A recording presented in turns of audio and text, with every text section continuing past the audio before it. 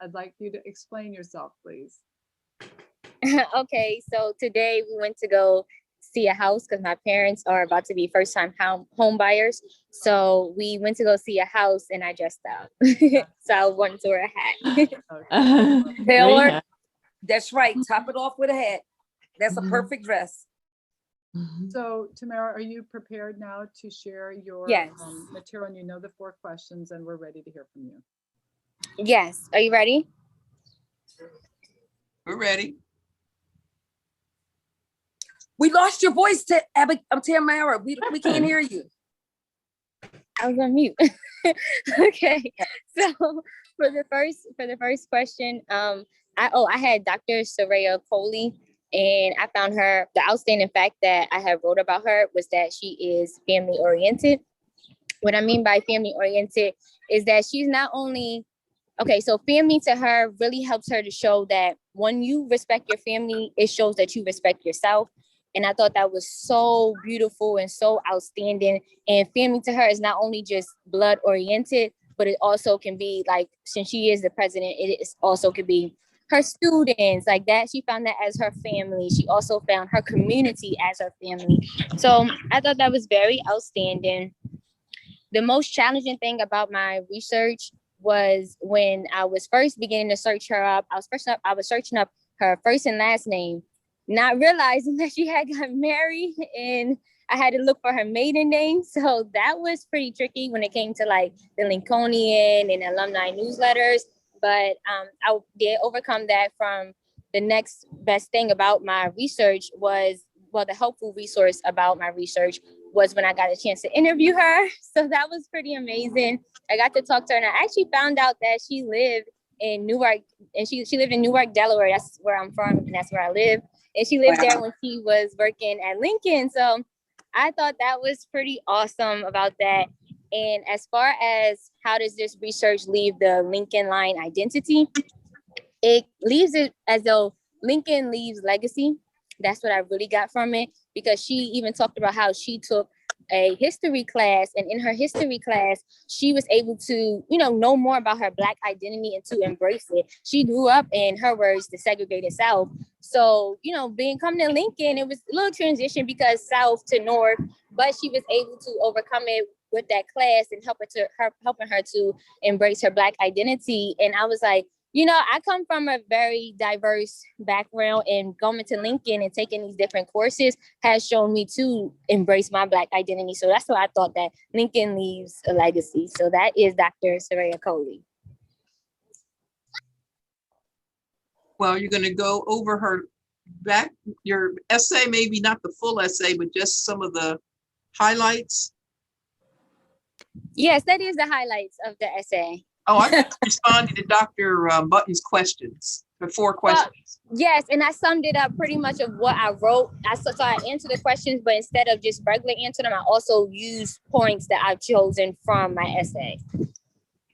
So what are her primary contributions to the larger society and to Lincoln? Her contributions to the large society and to Lincoln. She was is not a professor, but she did work at Lincoln in the sociology department, and she found that amazing. She also got married at the chapel. She got married in the chapel to Ron Coley. And also she had not recently, but throughout the years, had wrote a book. She co-wrote a book, and that was about, how to write a grant. What was their book called? I'm sorry. I don't know the name of the book, but I know it's about how to write a grant. A grant. Grant. Yeah. Okay. Grant and writing. So what was she doing in the sociology department at Lincoln University? You said, what did she do in the sociology department? What was her role? What was her responsibilities? What were her duties? What did she do in the sociology department at Lincoln?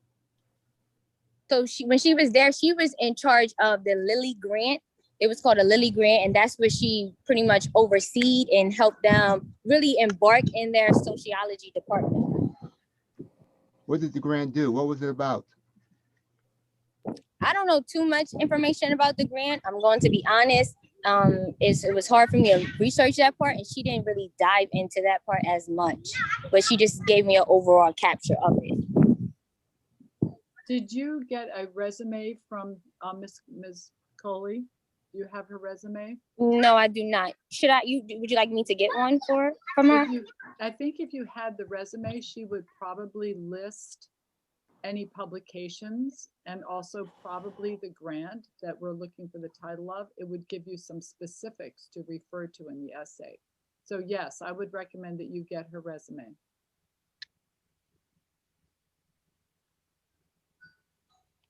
Well, the larger question is, why is she worthy of attention? I mean, we have thousands of Lincoln alumni. Why would she be highlighted as an outstanding alum? Good question. That is a great question. Other than the fact that Mrs. Black gave you as an option, but we don't know why she did that, actually. You said that she considered the world her family, that she had many branches of family, right? Yes. Did she talk about students being part of that family? Was she an educator? Yes. So she wasn't necessarily an educator, as far as I know, but as in her students now, since she's the president of Cal Poly in California, University of California, Cal Poly Tech. And she, there as being a president, she mentions that her students, so she doesn't have any children. Her and her husband, she doesn't have any kids or anything like that, but yet she treats her students as though she's their family. They're her children. She loves them just as though she had them. So I do believe she is family oriented. So you're telling us that she was the president of California Tech University. Is that what you just said? She is the president of Cali Poly. It's Polynom. I'm pronouncing it wrong, but yes, of Caltech University. So did she have other academic positions before she became the president of this prestigious place? Yes, she served as a vice in another university. I don't know the name of it on here, but yeah, she did serve as a vice. Well, that's as Joe Biden said, that's a big deal without the adjective. I mean, here's a woman from Lincoln University. Was she a STEM major? Who's head of a very, as Dr. Button said, a very prestigious university, very high-ranking technical institute that produces a great deal of prominent research and scientists and the like. So to get to that position requires a lot of accomplishment, a lot of savvy, and the like. So are those identified or described or detailed in your paper? Yes, they are touched on in my paper. And also to piggyback off of, not really to piggyback, also to talk about your question that you had asked earlier of why, did I choose her and why is her name should be, in this and talked about, is because it shows that Lincoln University does produce students and does produce people out in the world to go change the world, to go make it, bigger than what it even is. I feel as though that needs to be told, because some people go to Lincoln, they feel as though when they get out, they're just going to be sitting on their couch.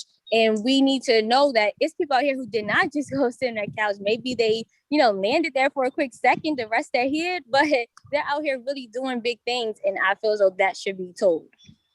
Okay, well, tell it then.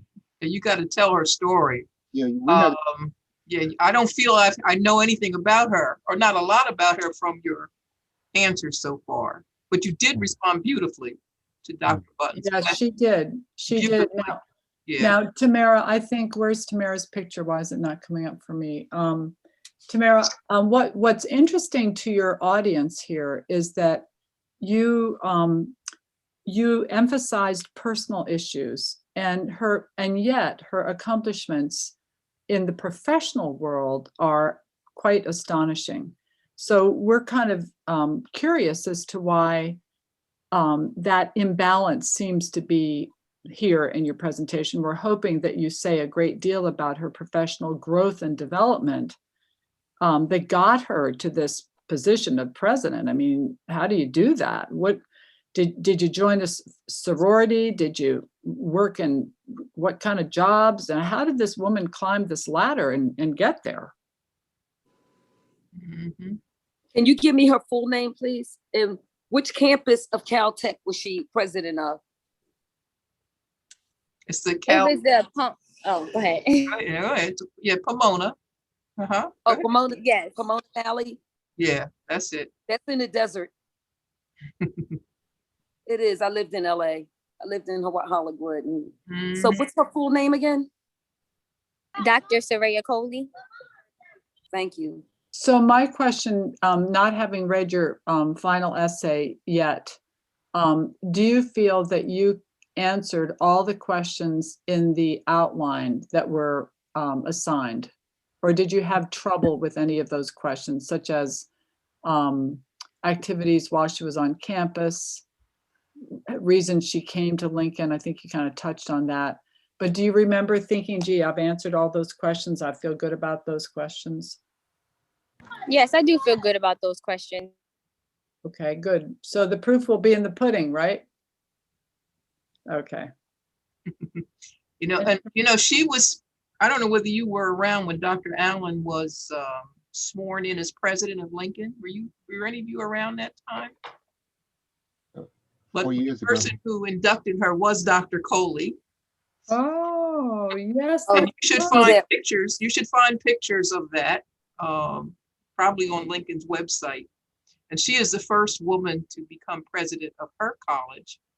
And unlike Lincoln, which is maybe 2,000 to 3,000 students, her college has 30,000 students. She's 4 decades of educational background. From Lincoln to Bryn Mawr, a master's degree and a PhD. So you have to really tell her story. And she comes from very humble beginnings, like most of us. yeah, she was the provost of California State University, Bakersfield, Mhm. before going to Cal Poly Pomona. And I think though in the interview, you picked up just how her humanity, and that to me sets her apart. Mhm. Mhm. And when and you had a chance to meet her, so that was good. You should have felt that, and you did. Yeah, that's amazing. That's amazing. And be sure when if you those of you who have done interviews, make sure that interview is documented and your work cited. Mhm. Very important part of your research. Mhm. All right. Well, we have still opportunities to put on the final touches. So if you think, any of you think you need to strengthen your topic sentences for the paragraphs of your essay, I do believe we left it open till midnight tonight. And that way we'll work with those documents over the weekend and share the whole thing on Tuesday. All right, I think we're ready to move on. Miss Seraphim, Abigail, Yeah, we're so ready for you. can you hear me like well? Yes. Yes. Okay, great. So basically I'm not sure how you wanted me to do this, Dr. But do you want me to like share?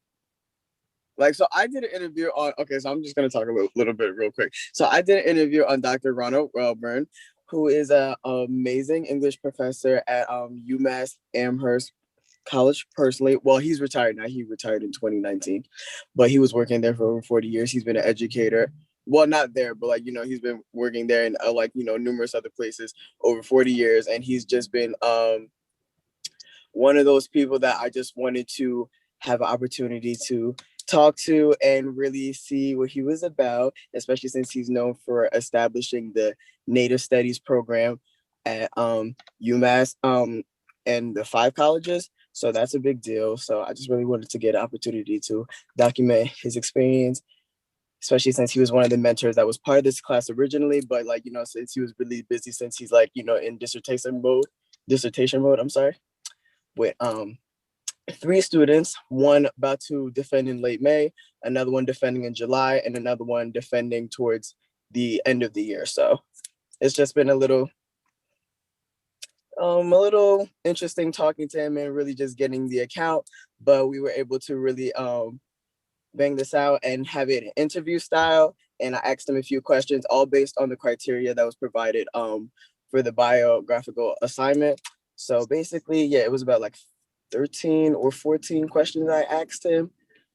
And he basically went ahead and just gave me some really beautiful answers, detailed, all about his experience and like where he came from. Oh, like it's just amazing. Like oh, it's just really great. I can share with you guys, but like basically I'm working on trying to get it published with the alumni magazine.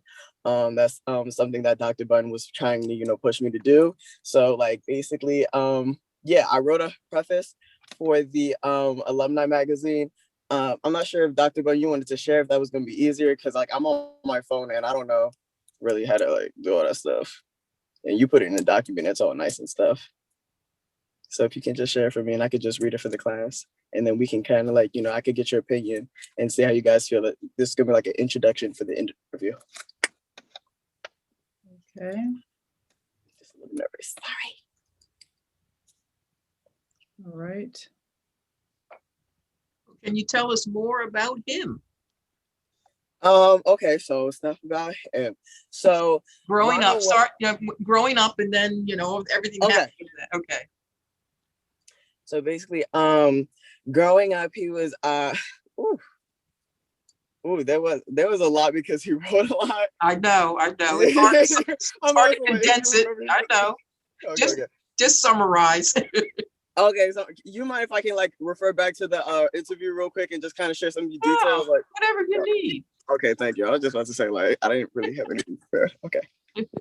Boop, boop. Abigail, did you prepare sections from the interview that you were going to show? Because I don't know. Oh yeah, I did. I was gonna pull about 2 questions to like not physically. Well, I could like. Oh, you don't have the interview. Well, I could show the interview. Yeah, If I could, share that. I can share. I have your piece, Mhm. and if you have portions of that interview that illustrate the kind of answers you got, you can bring that up too. Oh, I see. Can't quite do it from the car. So I need to share my screen, Carol. Yeah, I was about to say like I understand. Right. I'm not saying if Miss Black, if you happen to have the interview still. I think Dr. Button says she has it. I can look for it. I have her introductory remarks. Yeah. That's what she said she has. Yeah. I have to look for the interview. I could do that, I suppose, but I'm not sure. Carol, do you have it handy? I'm going to start to look for it right now. Let's see. Yeah, I could talk about his contributions and like how he wants to be remembered. I feel like that's really ideal. Okay, I might not find this documents.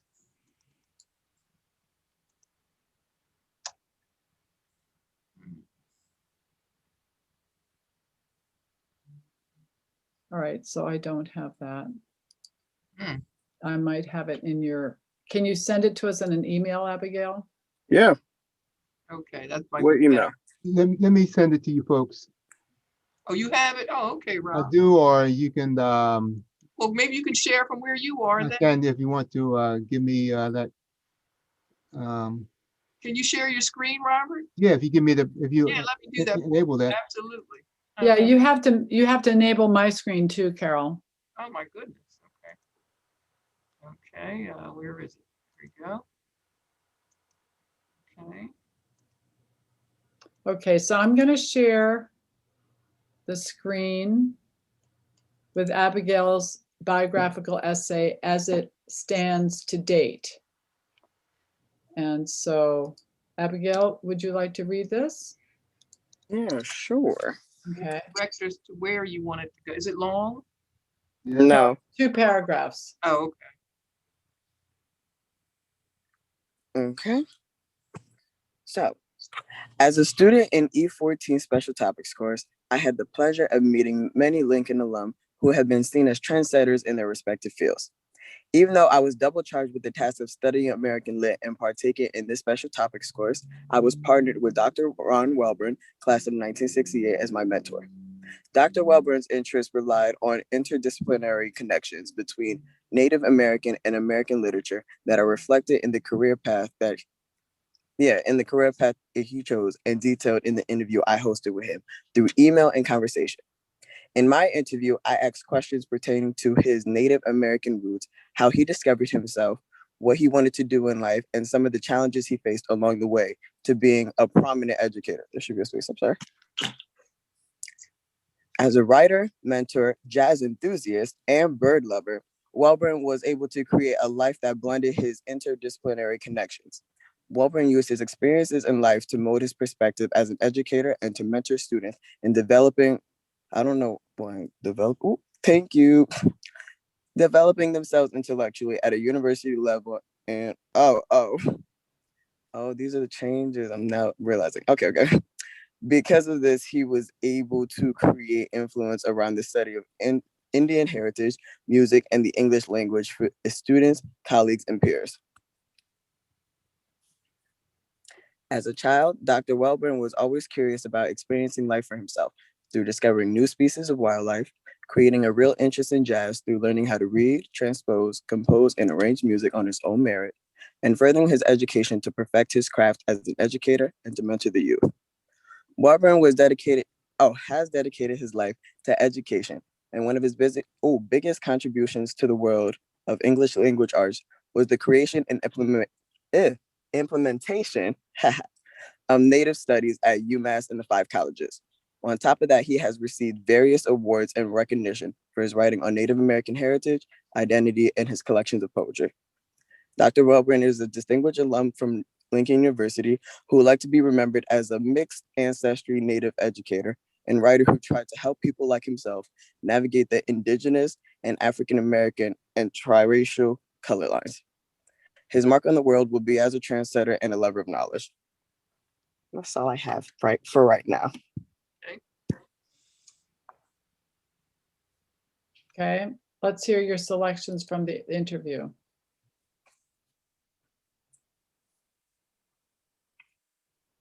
How are we pulling that up? I think Robert's going to put that up. Okay, somebody has to turn off the screen sharing. Oh, I'm sorry. I beg your pardon. Okay, let me. Yeah.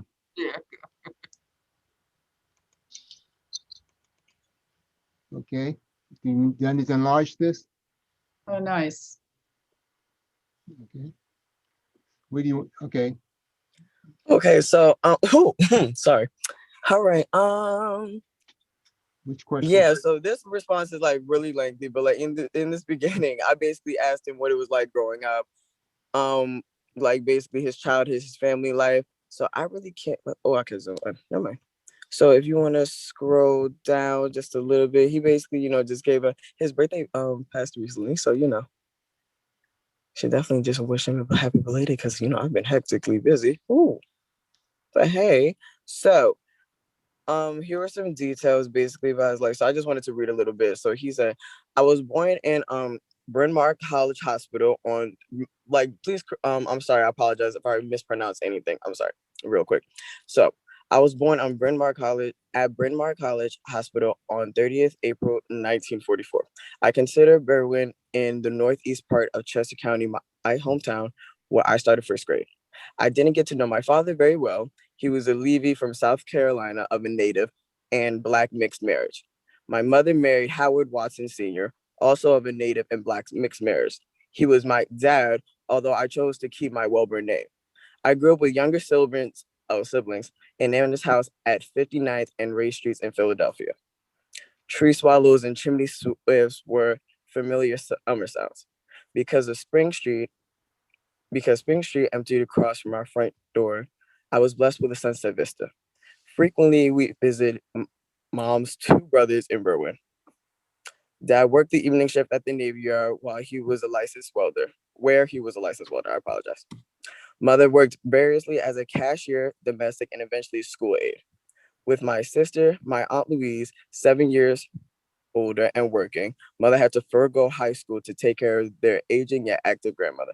But she read lots and had gorgeous handwriting. So, that was just like, I could just start that because that's like the first part of his introduction where he just basically talking about his upbringings and how like he had like a nice humble beginning a little bit. And like, he was just always like, like nice, having the ability to like grow and like, just get into like the nice and interesting lifestyle that he, partook in.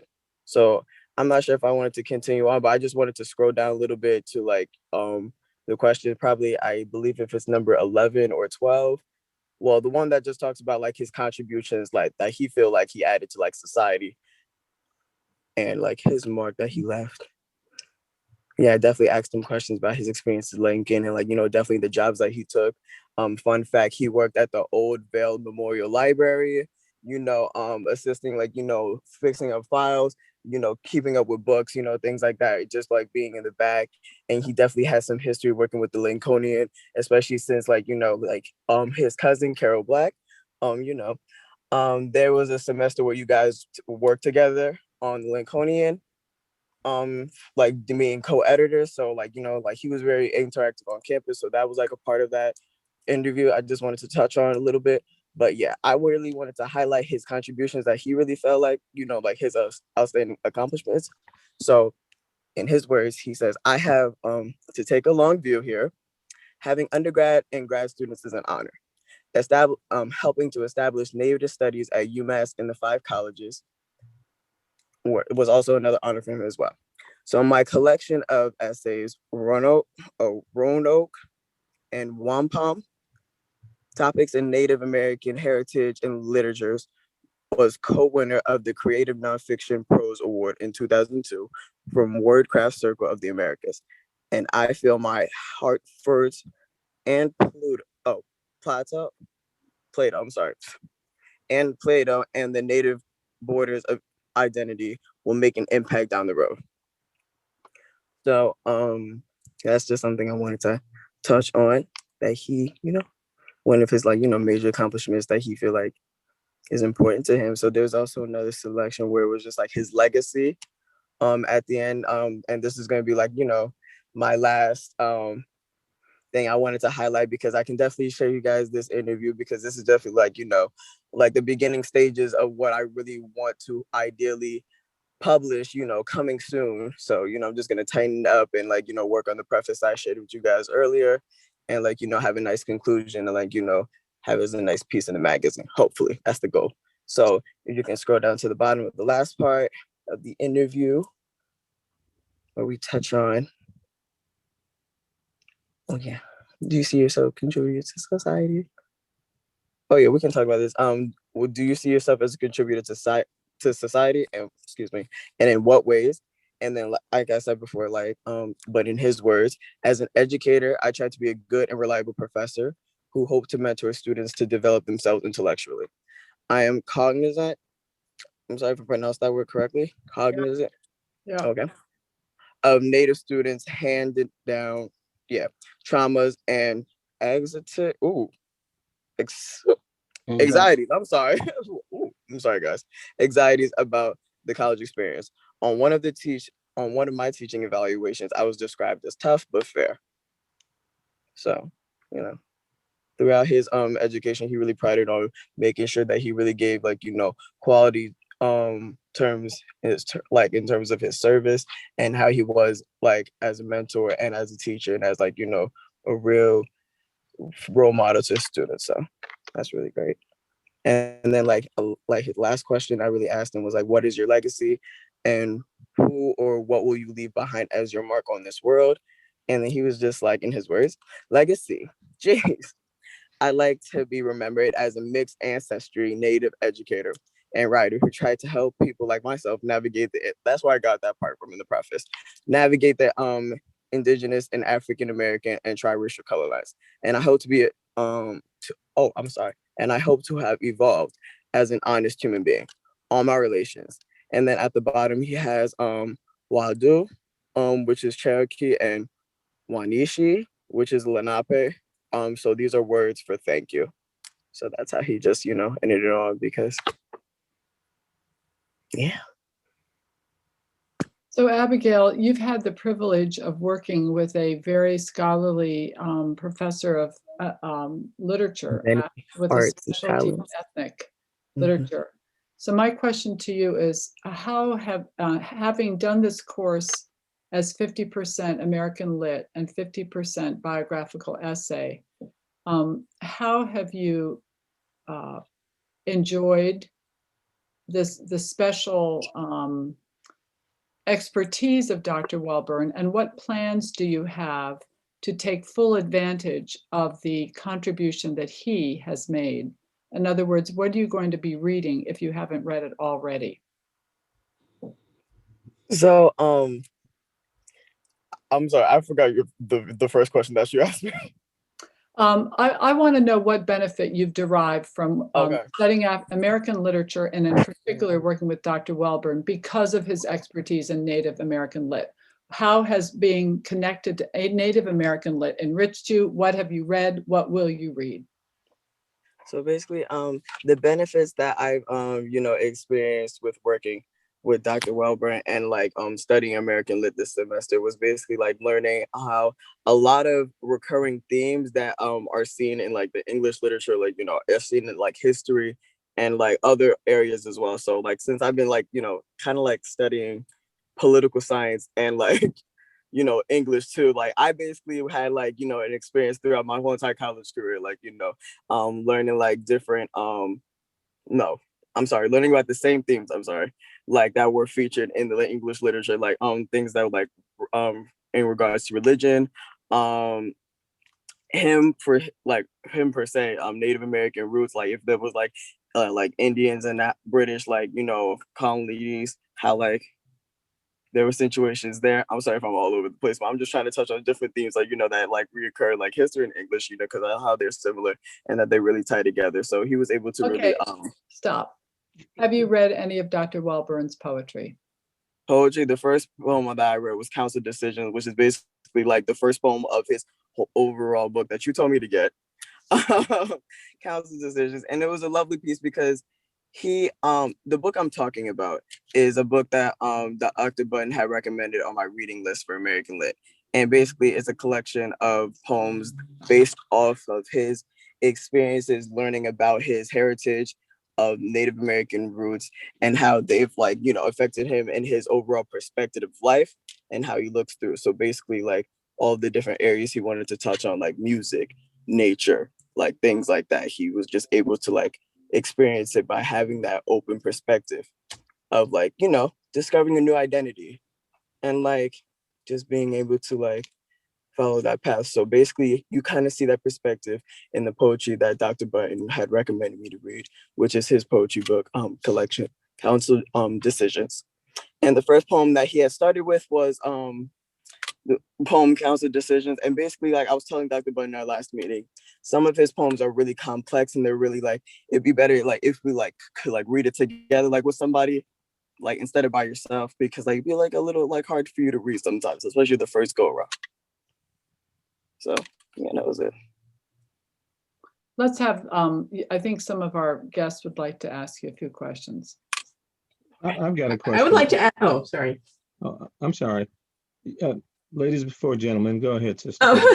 Oh, I just wanted to ask, did you find Ron Welburn in the Lincolnian? Because he actually has some poems there, and I just was curious whether you found him whether you looked in the Lincolnians and found any of his.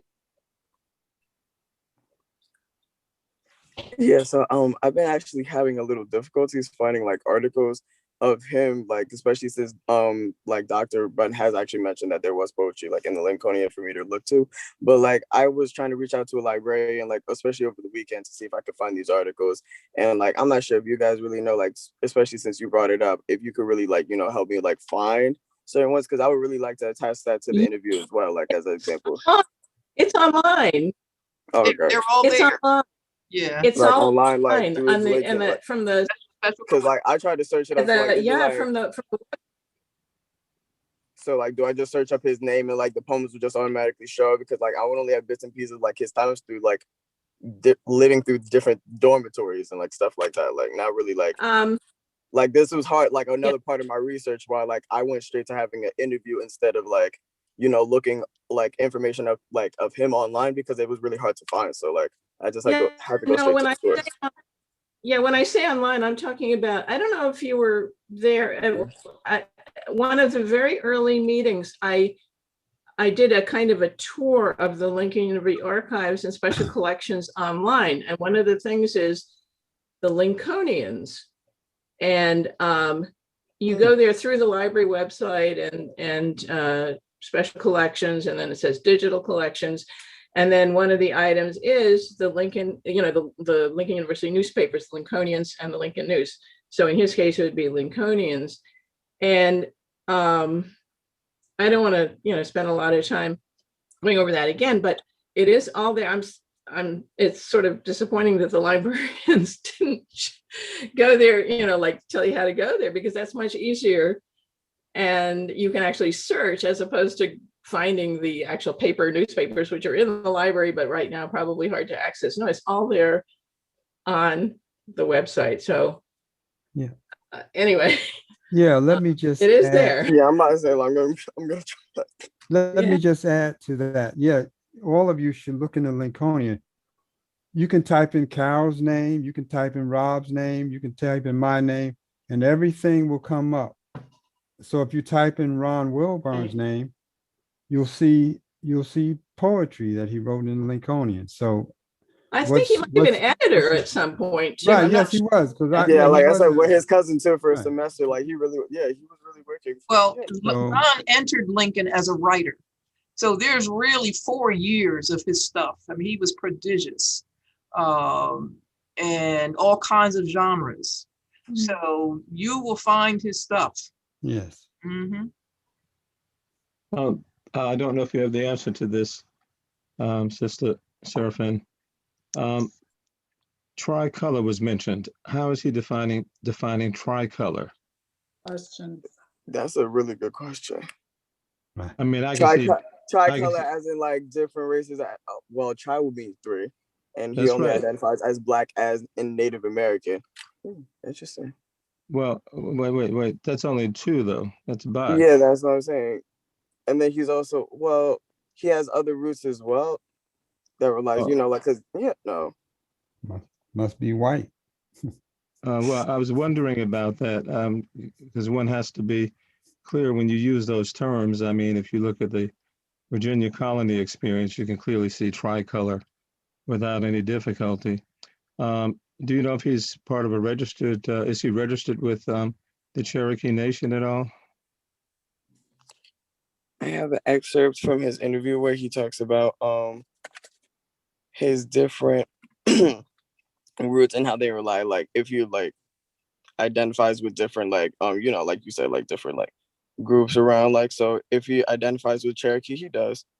He's mentioned it. But there's a role that they usually have that indicate that you're officially identified as whatever. Counting my genealogy would take But care of that. Yeah, so I don't know if you've asked them that, because a whole lot of people say that they are this and they are that. Yeah, that's It looks true. like- Right. I'll just say that my he this is an excerpt from him if you just like to read, like yeah.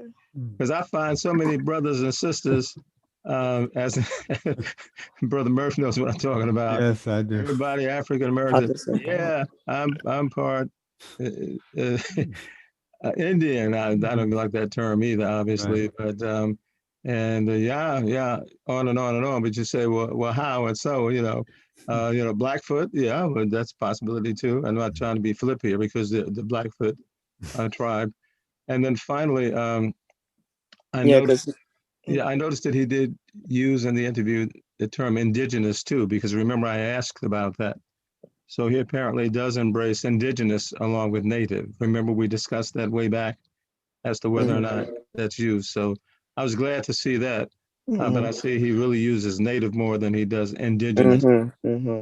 Was he describing the tripartite culture or the tripartite roots that he personally has? I thought he was talking about how to negotiate with the minority into the white population. I thought that's what he meant, but I'm certainly don't know for sure. Because he wouldn't label it as tricolor because like the term is very triracial color lines. So like triracial, right. You're right. He says he was a Native educator and writer. He identifies as a mixed ancestry Native educator and writer who tried to help people like himself navigate the indigenous and African American and tri-racial color lines. Mhm. Maybe that doesn't mean that he was tricolor, but rather that he helped people. Mm-hmm. I don't know. You He might does want to that. clarify that. Yeah, Yeah. well, I would have to clarify to really see what he meant. Like, but I get what you're saying because it really depending on how he formatted it, really. I mean, there's a lot he says in there that would be up for academic debate, which I'm not going to engage in here, but all those terms that he's using, you know, like I guess Wiggins and other people would be giving thought to. But anyway, Mhm. right, right on. Well, in his Hmm. I guess he sent some written remarks, but he does talk about his family background and his awareness, how he became aware of his native heritage, indigenous heritage. So that's within his remarks. So what I would be using as an example, as I said, let's take the Virginia colony very, very quickly. You had Europeans and a number of them intermarried. There was miscegenation with indigenous people. So then you got bi, right? Mhm. And then you have some of them who will intermarriage, miscegenation, etc., with Africans. So then you got tri. And you know, you can keep going through permutations and get things all mixed in. So that you Mhm. have a little bit of this and a little bit of that and a little bit of this and everything else. You're definitely mixed.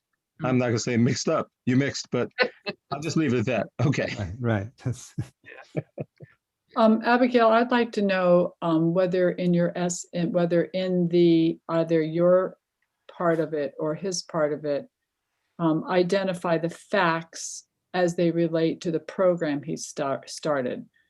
Is there the name to the program? Is it a track in the English department? Has it been, how many years has it been going on? How big is it?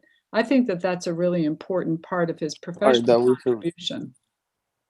yeah, that he should have detailed on. Actually, since you mentioned that, he really hasn't. Only because like I feel like I haven't answered him. Like I didn't like ask him a specific enough question that pertained to that. Like I really feel like because like he really touched based on like what he's done like in his past in terms of like different jobs and like the different organizations and like basically like institutions that he's worked with in order to develop his craft in order to work towards like establishing that program. So Did you look at the University of Massachusetts Amherst website to see a description of that program? That might be an interesting thing to do. yeah, so like excerpt from the interview where he was just saying like arriving at UMass in 1992, I knew Native programs had to be accountable to tribes in the Northeast and especially in the Commonwealth. I pushed for a central focus on the Algonquin relations without neglecting the rest of the Americas. So like he basically highlighted, there in the interview as well, that like, around the time that he basically got to the institution, he already had an agenda that like pertained to like establishing kind of program that kind of highlighted these things and like kind of made the connection. So did he establish it or contribute to it? contribute to like the overall program being established. He contributed to the Department of English and established a program within it. Is that right? Yes, ma'am. It's such an important thing to have done. I think Yeah, we need to be very precise about course. that. And you might want to, yeah, okay. That's good. These are good things. Mhm. Other comments? well, yes, you might want to ask him what was the influence of the Black movement, because a lot of these, women's studies Mhm. and came out of the influence of people wanting to establish Black studies. So you might want to ask him, did that have any influence upon him creating this Native American? And the University of Amherst, I know that place kind of well. Mhm. Massachusetts, they had established a Black Studies department, and so you might want to ask him some of those questions about the influence of, say, his consciousness at Lincoln and its influence on establishing that program. Yeah, his helping to establish. Yeah. Right, right. Mhm. So, Abigail, you may want to Right. query some more your material from Ron himself. mhm. I think he addresses some of these questions about how he became aware of his identity. I mean, the multiple parts to make up his perceived identity. Yes, He talks like about with the that. whole down to like the first cousins and Right. being slaves and traveling, coming through the Virginia County, starting in like I believe around the 1700s. So he really highlights like the beginning stage of his family, like especially in the history. So he does highlight that. Yeah, so he does talk about some of those connections going back Yeah. 16, 1700s. And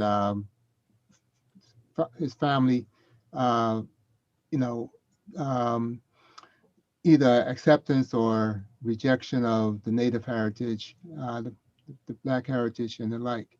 So Oh, they were very firm believers. Like, he was introduced around 6 years old, where like his family really wanted to him not to speak negatively about the heritage, and then that made him curious to see what was really good about it, and then that's what sparked his overall discovery, down to his roots. So he really does highlight all of these details as well. I just didn't want to get into it because these are really lengthy pieces, and I didn't know how much time I really had.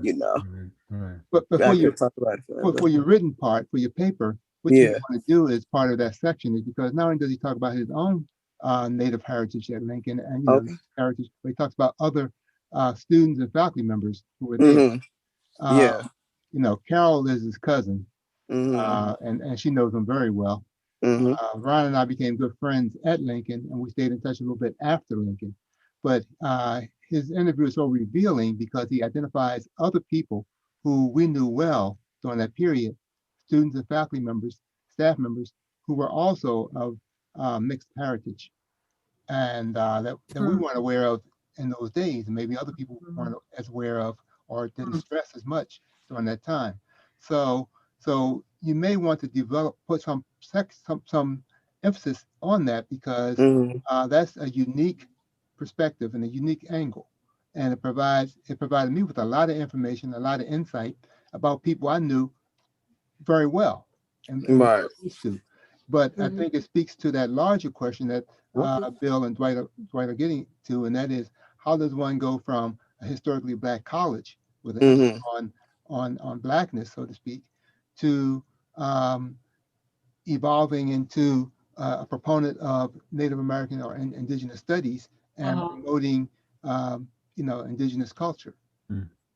So I think, he gives some insight into that. He may not give all the answers that people want, but he does have some information on that. And I think that would be a unique contribution to this publication because that's something that a lot of us didn't know about, not just Ron, but about a lot of our peers and about Lincoln itself at that time.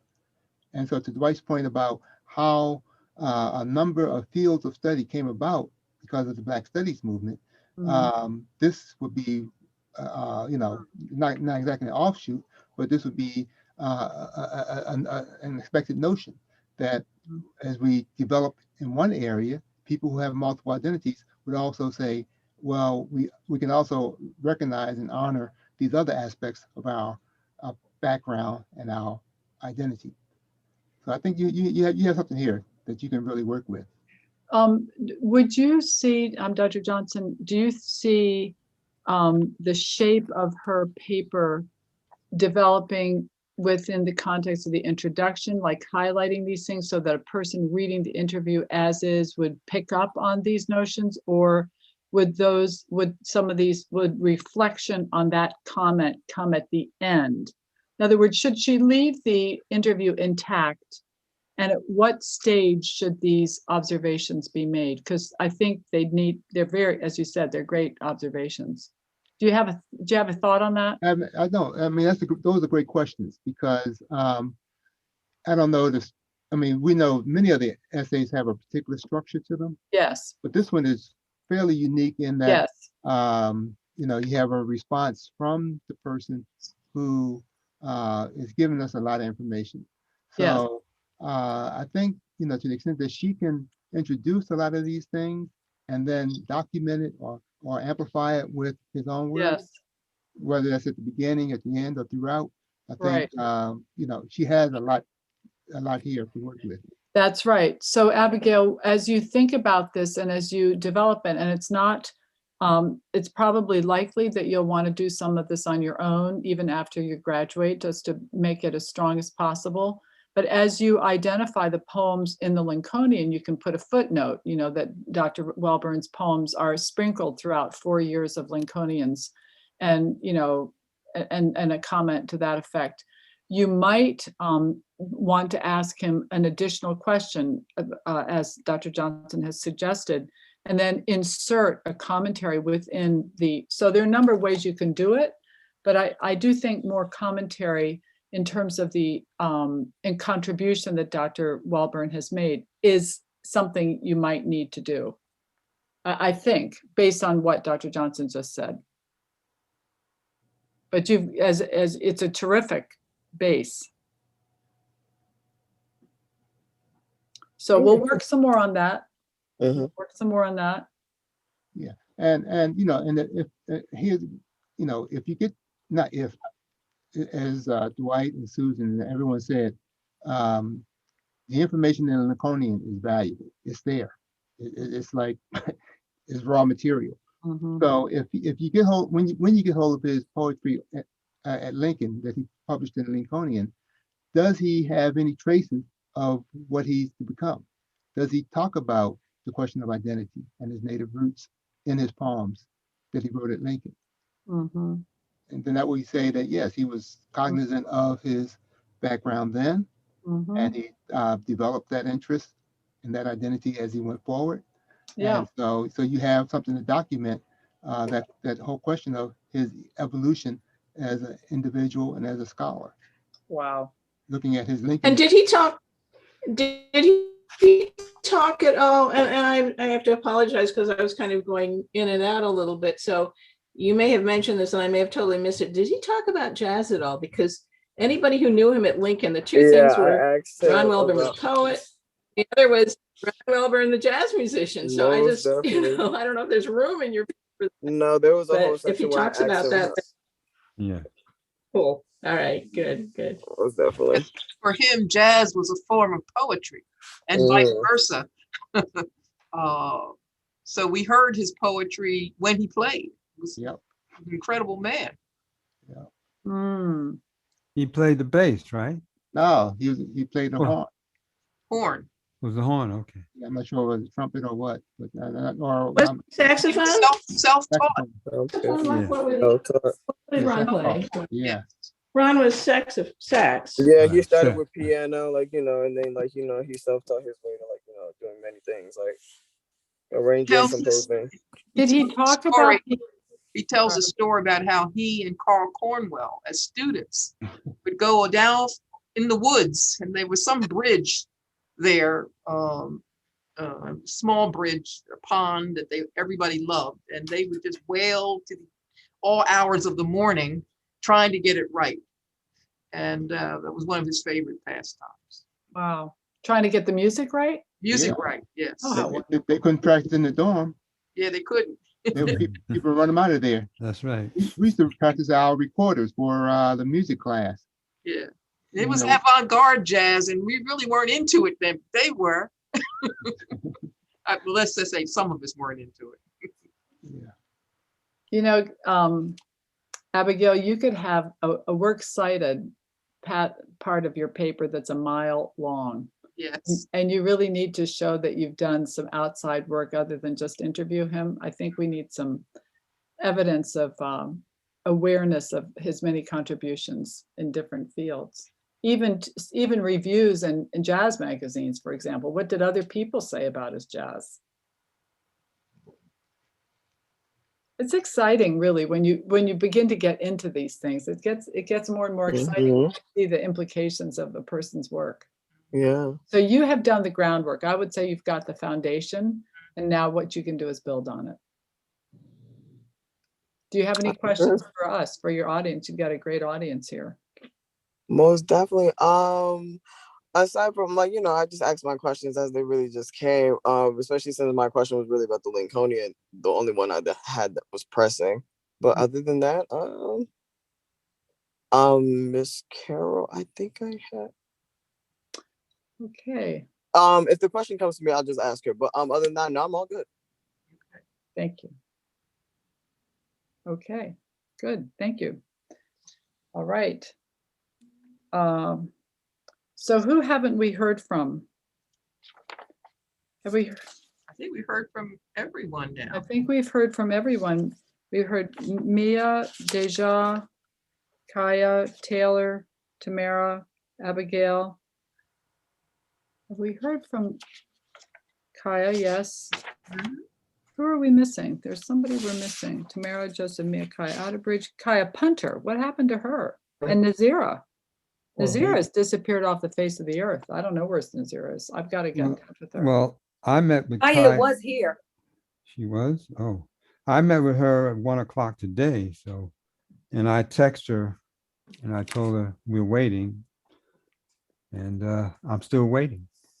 All right, so she still has an opportunity for, Yeah. during our 6 to 8 hour to present her second biographical. Is she working on a second one or is she? She's working on it. We tried to contact Sheila Oliver to get a Oh, yeah, live interview, but haven't had a good result with that. Okay. So, okay, but all right. And anybody know about any news on Nazira? I'm very concerned about her, actually. And that's Mr. Stephens, Paul Stephens. Yeah, I know because I contacted him because I hadn't seen him online, and he said, well, after she quit the class, he thought there was no need for him to further participate, which what I sort of said, yeah, we still need your insight for the class. She didn't quit though. Has she quit? Did she That's what drop he it? said. That's what he said. I was shocked by that. I don't know that. I'll check the list. I don't think that's the case. In any case, well, ladies, those of you who are here, thank you very much. Make sure that you have taken advantage and listened to the speakers and given your feedback on them, particularly if you weren't here of the last two, have been lovely. Dr. Sheetsman and OBE, the Honorable Oliver Franklin, which was quite a way to end the semester. So, and please put your biographical essays, the final number 2, on Canvas. And Carol and I will put it together over the weekend and we'll come together on Tuesday at 6 for our final event. Okay? Sounds good. Excellent. Okay. Any comments from the field? Thank you. Yeah, real you. quick, right? So when will we know like what our grade is? Well, Deja, I'm waiting to hear from you because I did give you some feedback on your essay and I'm eager to continue our work, but I haven't seen anything since I sent it back. So No, because I'm still working on it. So I'm gonna turn it in probably tomorrow. But I was just trying to see like as far as like everything else kind of in a sense. it is So- due tonight, you know that, right? By midnight. No, it said tomorrow. Oh, I'm sorry, tonight. You're absolutely right. I beg your pardon. Yes. Mhm. So I Okay, wish so- everyone will be very successful in this class. And I congratulate all of you who are graduating Yes. for your successful achievement in completing Lincoln. And I hope you all have much continued success going forward. Mhm. Thank you. Thank So you. we'll see you. Thank We'll see you. you on Tuesday. Thank and you so much. Thank you, guys. You've done a Thank you. great job. You did So we great. will know like Monday, Tuesday. Cause I know like we're not taking a final. So when we know like the cumulative grade at that point. We'll talk about that on Tuesday, Deja. We need some work. We have to review some materials. We'll talk about that on Tuesday. Deja, you remind me of my students. Worried about that grade. Get that work, get that Well, work done, girl. It is, Get it's that work done. clear. let me put it this way. If you go to Canvas and you look at the assignments, all of the assignments that are due are posted. So the answer is on Canvas under the category final. It goes midterm, all the assignments, and final. And they're right there. You can post them all, and it's an average of those assignments. I don't have off the top of my head the grade point, I mean the points, but I do believe the points are listed on the assignment entry portals. Mhm. So But then you do can we answer meet on that- Tuesday or do You we can meet on answer that Thursday? question, Deja. You can answer that question by looking at Canvas. Do we meet on Tuesday or do we meet on Thursday? We meet on Tuesday at 6 p.m. That's the time that the university has assigned for our class for the final. We're using the final class period assignment as our last meeting. And I do hope that you and I can talk before then to go over your essay. I'm available tomorrow. Okay. And wanna- it's safe, and Mhm. Dr. Button, it's safe to say that since the final exam is part of the course, that they should be there as part of Absolutely, completing the class. absolutely. And we'll include that in the reminder. We'll have an email that goes to everyone, yes. Mhm. Mhm. And I really do want to stress that if you were not present at those last speakers, you need to listen to those, to their class and to their presentation. They were very important. Very informative, very insightful. I mean, different presentations, but just a lot of information, Mhm. a lot of food for thought, and a lot of valuable tips for life Right, and career development. that's for sure. One was an expert on doing research, archival research, and the adventure of it. And the other one was an adventure in rising to some rather prominent places as a result of some very fast talking. It's hard to repeat those stories and get them accurate. I've tried several times. It's really wonderful. Thank you so much, mentors. Thank you so much. We couldn't do it without you and your input. And I've heard just very meaningful feedback on the value of connecting with another alum, not to say adult. So it's a team effort, and thank you. And also, if any of you did not do the E412 survey, I know that you had the Lincoln University evaluations, but we also want you to do the E412 survey. We got it from 5 students, but 3 of you did not do it, so there's still time. We really want your input Mhm. because this is going to help, future classes. Right. Right. Any comments from the girls other than what we've already heard? No, I don't have anything. Okay. All right. Thank you so Right. much. So we're ending on time. Isn't that a shocking thing That to do? amazing. Yes, wonderful. Perfect. All right. All right. Good luck on all your exams, girl. Good luck on all your work and on the last day of class. Yes. Thank you. Have a Take good care. weekend, everyone. Congrats, Okay, thank graduates. you. 2021, congrats, a very special milestone a year. Mhm. Thank you. Wonderful. Thank you. Take care. Take care.